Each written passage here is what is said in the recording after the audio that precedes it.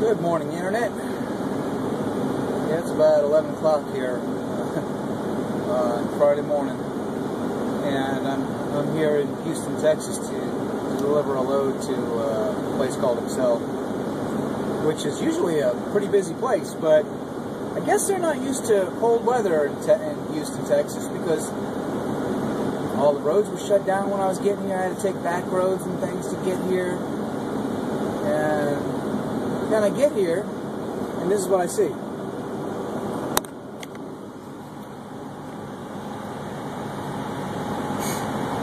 It's closed.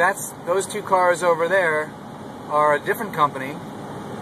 That building over there is where I need to go, and all their doors are locked. There are no cars in their parking lot. But this place is a ghost town. And I guess it's rightly so, because apparently this never happens in Houston, Texas. It's 27 degrees right now, but there is ice all over the place, all over the roads.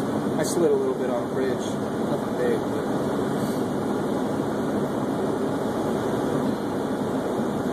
so I guess they're not used to cold weather in Houston, Texas. I heard that no plows and salters from all over the state of Texas, as far as up as Amarillo in the panhandle of Texas, coming down here to help out, salt the roads and keep the. I guess there was snow on the ground. I don't see any snow around, but I guess there was snow. But it's just funny. I mean, you get a little bit of ice on the roads, which I thought the roads were pretty decent. The whole city shuts down. I mean, this is like a huge city too. Like, everything's shut down. Coming here, all the businesses were shut down. Oh, it's just something else. But I'm kind of getting used to the cold weather. It's kind of nice. 27 degrees. I got my windows open, which is not good because I live in Tampa, Florida. And if I get used to this cold weather, it's going to kill me in the summertime down in Florida, down back home. Okay, so I got some comments on one of my videos that I don't like to drive the Northeast and the Midwest. So, here's another example for you. Why should I go to the Northeast and spend 30 to 40 cents more a gallon when I could stay in the South and not spend 30 or 40 cents a gallon? Good business sense tells me, since I'm the one that pays for everything in this truck, fuel, my insurance, which there's more of a chance to get into an accident in the Northeast because people don't give a damn about you. People will cut you off, other truck drivers will cut you off, they drive like crazy up there. New Jersey's about the worst drivers in the world. So it makes good business sense that I just stay in the South and save my 30 to 40 cents a gallon, especially since I only get 6 miles to the gallon in this truck. Well, it's pretty typical for a big truck. So that's my comment response to those comments. It's my choice. That's why I own my own truck, and that's why I drive for a company that has no force dispatch. So that's my choice. And of course, I know everybody's going to have little comments here and there. I mean, everybody has their own opinion. Thank you for voicing your opinions. That's wonderful. But that's my opinion to your opinion. So appreciate it. Thank you.